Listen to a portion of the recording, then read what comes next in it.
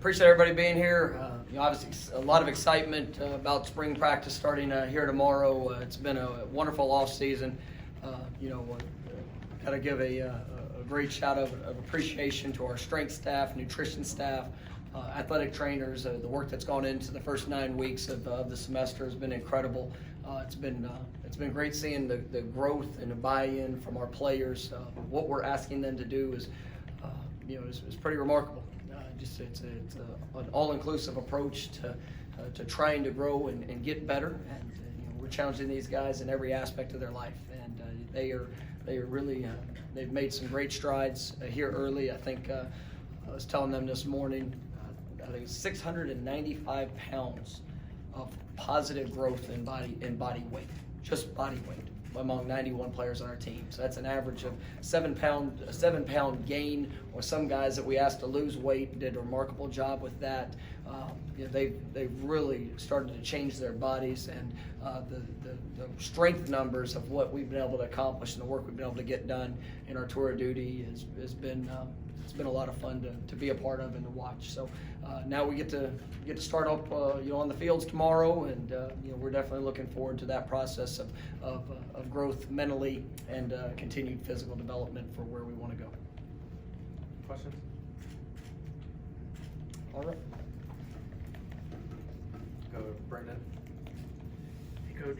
You mentioned the positive weight gain. What goes in?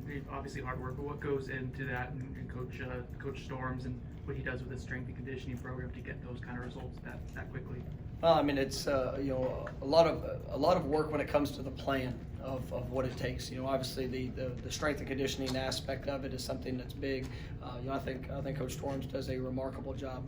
I believe he's the best in the country at what he does. But also coupled with that, with our nutritional plans, and Marissa's done a remarkable job since we've got started.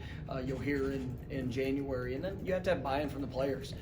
We're trying to maximize all the resources that we have when it comes to how we're able to take care of these guys, and just making sure that they're being held accountable to eating when they're supposed to eat. They're buying in with their own sacrifices. We have guys that are waking up at 1:30 or 2 o'clock in the morning and taking a protein shake. We have guys that are trying to hit certain calories. We have guys that are trying to lose weight, and they're doing extra work on their own to be able to manage that, to put themselves in the best position to be successful. And if you want to achieve greatness, you've got to be willing to sacrifice for what it takes to get to that level. And I think these guys are starting on that process. Go to Wayne on your right. Coach, any specific players that have really stood out in that regard? And we have actually a ton of them. I mean, you look at Emmett Rice is a guy that comes to mind. He's going to be a fifth-year senior, and he gained 18 pounds in the last 9 weeks. It's pretty remarkable. Tamarian Terry, I think, is up 16 pounds. There's guys that are all over. Keyshawn Helton, going through rehab, has gained, I think, over 20 pounds. During that process, we've had some guys. Bavion Johnson has lost 15 pounds, which is something I was really pleased with. Just looking at that, and I mean, I think like I said, going through this morning, I mean, there were, I want to say, almost 30 guys on our team that were plus or minus 10 pounds in the right direction of where we wanted them to go. And like I told them, I mean, weight's a number, but commitment, buy-in, preparation, the sacrifice of what it takes to get there, I mean, that's something else.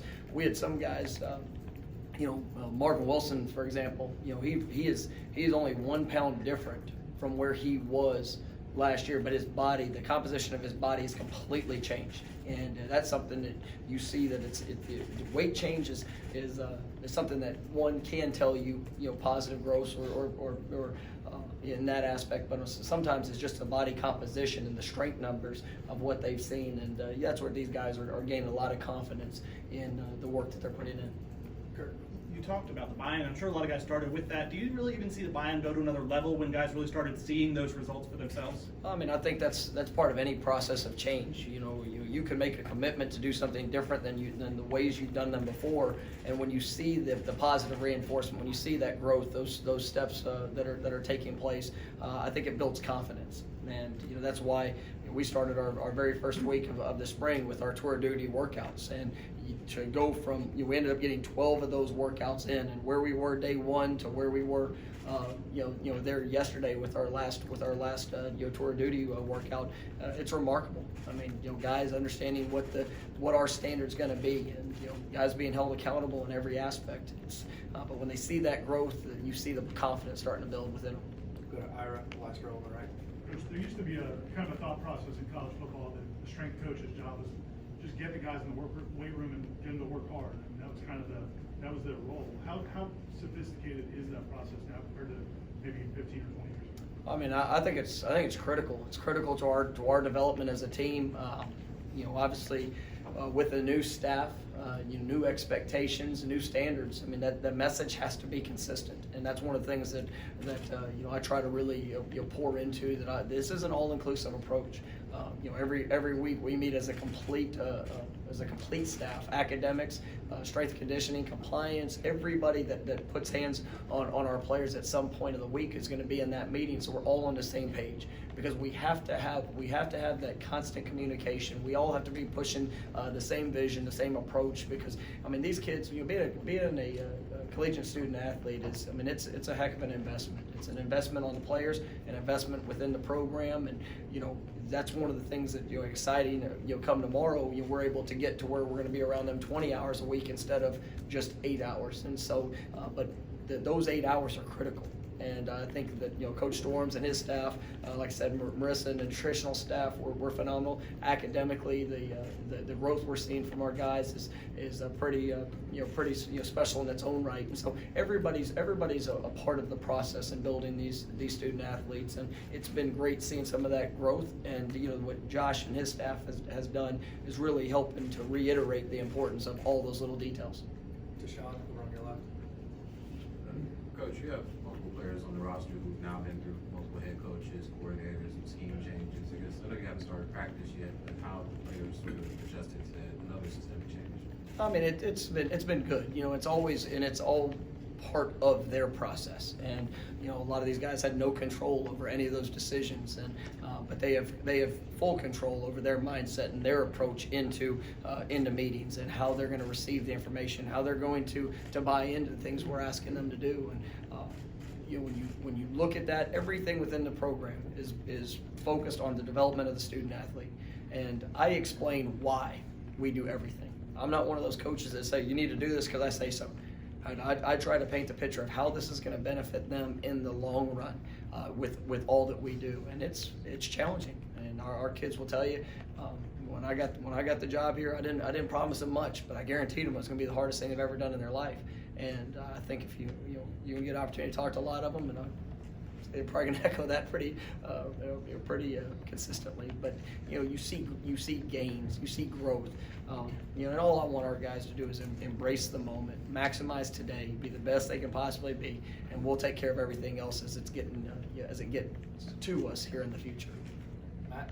Hey Mike, one of the guys who's been through all those changes is James Blackman. What have you learned about him so far, and what do you want to learn about him and see from him when spring starts? Just continued growth. I mean, I think James is a very impressive young man. He's one of those guys that has seen great growth physically over the last 2 months. I mean, I think he's up 10 pounds from where he was. He's at an all-time high. But you also see him getting stronger. The confidence. There's no secret about it. I tell every quarterback, I mean, they're going to be coached. They're going to be coached the hardest on this football team. They're going to be held to the highest standard, because when you play that position, all eyes are on you. And it's sometimes when things are going great, I mean, you're get probably too much positive. When things are not going very well, sometimes you get too much negative. But at the end of the day, you've got to be able to handle that and to be able to respond. And I've really been pleased with what I've seen from James. His the things that he's doing, outside of what we're asking him to do, and the things he's trying to do to continue to grow has been really pleasing. And he knows that there's going to be great competition moving forward, and he's excited about the opportunity. Go to Gene in the back row. Coach, I believe you got 3 scholarship quarterbacks right now, 2 walk-ons as well. How do you plan to divvy up those reps in practice? Specifically, how many first-team reps will each guy get, and then kind of how you use that to evaluate eventually who you're going to pick as the starter? Well, it's going to be balanced. It's going to be balanced here early. Obviously, James, and Jordan both have a game experience. Tate's coming in here as a you're going to be a true freshman this next year, and then we have a couple of guys that are here on the roster that have also done some good things in our mat drills and all of that with our tour of duty. But we're going to make sure that we balance out a lot of those reps. I want every guy to get an opportunity to showcase themselves with the first group. I want to see sometimes guys that have been used to being starters play with the second group and to get a feel for what that looks like. But then they're going to be evaluated daily. We grade everything that they do, and then we're going to continue to give opportunities depending on how opportunities are taken advantage of and opportunities that are earned. So I'll tell you, every position that's going to be the thought process and the approach, and guys are going to have to earn what they get. Tim on the front row. Just how important is it for guys to see positive results, whether physically, mentally, whatever, to what you're trying to get them to do in terms of increased buy-in moving in toward the start of practice? I mean, I think it's critical. When you ask anyone to do anything, they want to be able to build in the confidence of the process, and that's our focus is every day, trying to maximize our potential, and we lay out a structure of what we believe is the best way to be able to get those results, and some guys have bought totally into that. Some guys are going through the process of what it takes to get themselves to that point. But when you see the growth, when you see the development, mentally, physically, socially, whatever that might be, it really helps cement the foundation of what we're asking them to do. And anytime you can answer the why and they get to see it play out, then it becomes their kind of their expectation of themselves. Aslan in the back. Usually this is kind of the time of year where guys start thinking about maybe making some position changes. But has there been any that you guys have made off the top of the head, or will you want to see some practices before you maybe move guys? Yeah, I mean, Wyatt Rector, is one that we've moved him from quarterback to our three-back position, a position that is built on versatility. And obviously he's a young man that I really like his skill set of what he can do. I was able to watch some of those bowl practices, there in December, and like the way he moved, and something that I presented to him with a great opportunity. And so that's one position change that's been made. And then we're going to be, I've got to get a chance to see these kids in what position we're asking them to play. And my number one thing is I want to see them go out there and play fast. Some guys are going to be limited in things that they can do just physically. Some guys coming off of injuries. Other guys, we're going to try to teach them a couple different spots. And but I don't want to confuse them early. I want them to go out there and play fast and to be able to showcase all that they can do, because the scheme of what we're going to ask them to do is going to be built off of what our players do best, and that's the versatility of our coaching style and what the schematics is what I think kind of sets us apart in a lot of ways. So we need to get a better sense of what we have here on campus. All right, we have time for a couple more. Anybody else, anything? Ira? Can you explain the three-back position? It's a tight end hybrid. You'll see them kind of playing a little bit of it's basically a combination of a H-back and a tight end. You'll see them with their hand in the grass, moving all over the field, sometimes out at receiver, sometimes in the backfield, which just it's a true hybrid position that can do a lot of different things for us. Coach, two of the players you'd mentioned about doing very positive in terms of the weight gains or losses were Marvin Wilson and Terry. And those are two guys that opted to pass up the NFL and come back and play one more year. For you, what does that say that they put in that kind of commitment in the offseason? And are you looking at guys like that to become leaders? Have you spoken to them specifically about it? Yeah, I mean, really, I've talked to, those two guys specifically coming back. It is it shows a lot of their belief in the program. It shows a lot in the belief in the coaching staff that's coming in, and obviously what they believe that they can grow, how they can grow and develop throughout this next year. They want to win. They love this program. They are great Seminoles, and they're excited about what the future holds. But like I told them when they were making decisions, mean, they didn't come back to improve a status. They came back to truly cement themselves as what they're going to leave how they're going to leave their legacy. And they have worked in an incredibly high fashion, in every aspect, in the weight room, through our tour of duty. I have to say that I've talked about leading, not really. I've talked to our team about how you lead. People picture a leader as somebody that can give a great speech. I want a guy that can give great actions consistently, day after day, showing the importance and the buy-in of what we're asking them to do. And I think those guys have really shown up, even through times of adversity, because anybody can lead when it's 70 degrees and sunny outside, but whenever you have some challenges that show up, and your response is what's going to show the reality of who you are. And those guys have both been put in challenging situations intentionally to see how they would respond. I'm really pleased with where they are on their process. All right, last one, Brendan.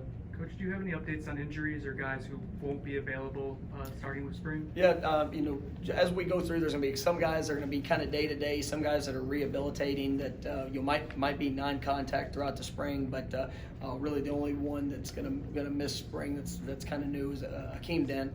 He'll be out for the spring. He had an injury here in the off-season workouts, and so. He'll be out for that for spring ball, and obviously recovering in that regards. But then really mostly everybody else will be day to day. We could have a couple guys that show up that we might hold in some situations, but just trying to allow everybody their opportunity to get back to full speed. And we did have some coming in. There were some off-season surgeries that we had and some things that showed up that just going to take a little time to further process. All right, thank you, Coach. All right, thank you guys. Thanks, Coach.